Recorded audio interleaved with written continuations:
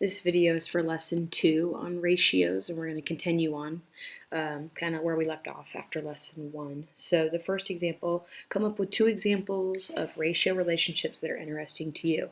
If you remember, ratio relationships are comparing two things where both numbers can't be 0.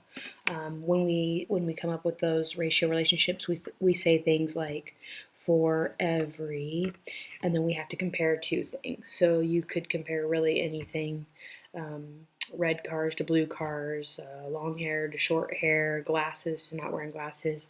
I'm going to say for every 2 spoons, comma, there are 5 forks. And so that ratio would just be 2 to 5 written up to the side. That's not the only way to write a ratio. Remember, there are 3 ways to write ratios. 2 to 5 or 2 over 5 are the 3 ways I like to write them.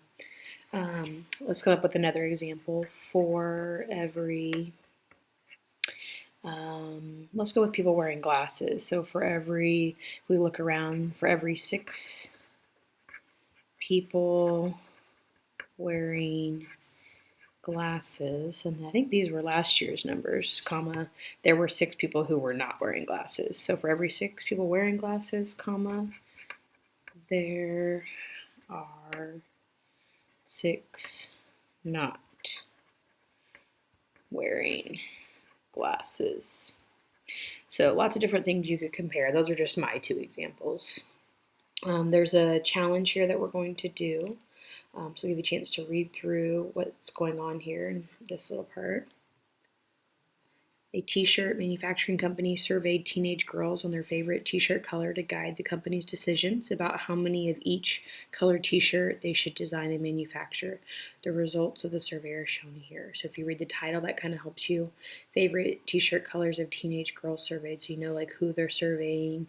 You can see the different types of colors, and then the X's stand for like how many people liked that. So I like to just total these up. So there was one person that liked red. Looks like there was 4 that liked blue, 2 that liked green, 7 that liked white, 5 that liked pink, 3, and then 4. And so when they ask you questions about this, you can kind of look at those numbers instead of having to recount the X's. Describe a ratio relationship in the context of this survey for which the ratio is 3 to 5. So where do we see 3 and 5 in this survey here? 3 was orange, 5 was pink. So how could we describe a ratio? Describing it, we have to use that language. I'm going to put a star here. For every, this is the language I'm talking about. For every, now it's 3 to 5, so for every 3 orange shirts, there are 5 pink shirts. And I had to go in that order 3 to 5 because of how that number was. Another way you could write this, or the way the book wants me to have you write it, is I'm going to shorthand this part, the number of girls who answered, because they were filling out this survey, so who answered orange to the number of girls who answered pink is another way to write that. So it was number of girls who answered orange to the number of girls who answered pink, and that's where we see the 3 to 5 ratio. A couple ways you can write it. I like the for every, but sometimes you can write it this way. It's just a little bit longer. The other side that we're going to flip to, it might be easy if you keep this page handy. You flip back and forth between them, but you have to look at this chart. So they're giving us the description of the ratio, and then we have to write it as number form. So for every 7 white t-shirts, they should manufacture 4 yellow. So they're kind of restating it. The ratio of number of white t-shirts to the number of yellow t-shirts. What was white to yellow? And that was 7 to 4. And you could flip back to the other page. You can also see it in the description because they gave us those numbers in the description.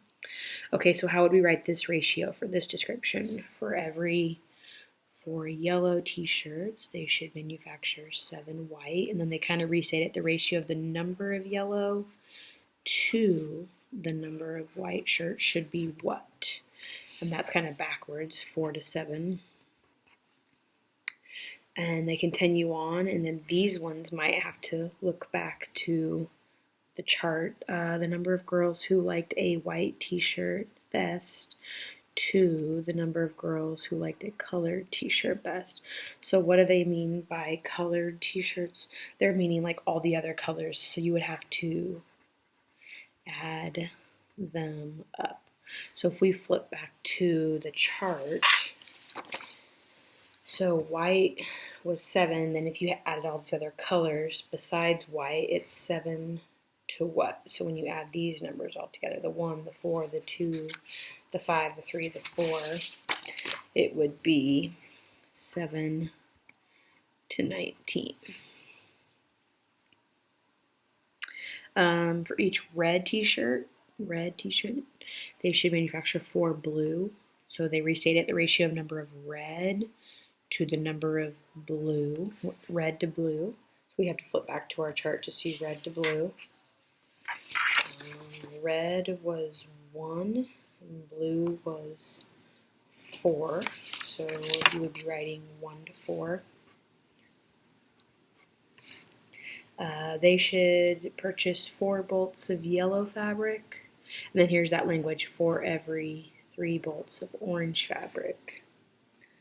Ratio of the number of bolts of yellow fabric to the number of bolts of orange fabric. Yellow to orange, if you flip back and look at your chart, yellow to orange, I believe 4 to 3.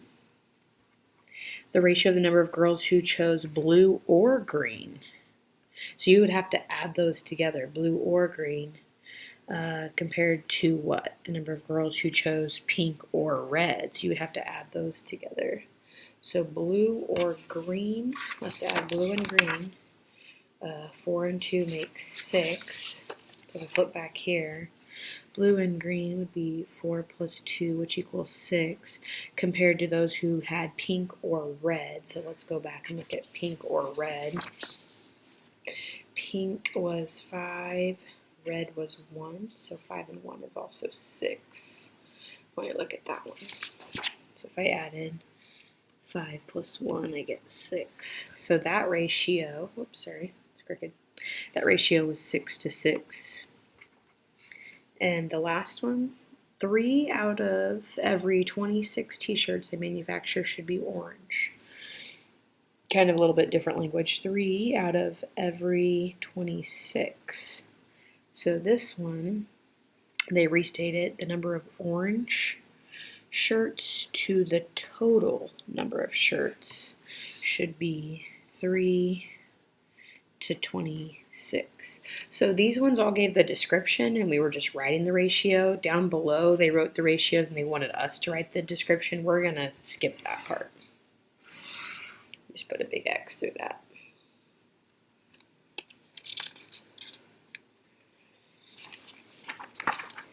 And we are at the lesson summary.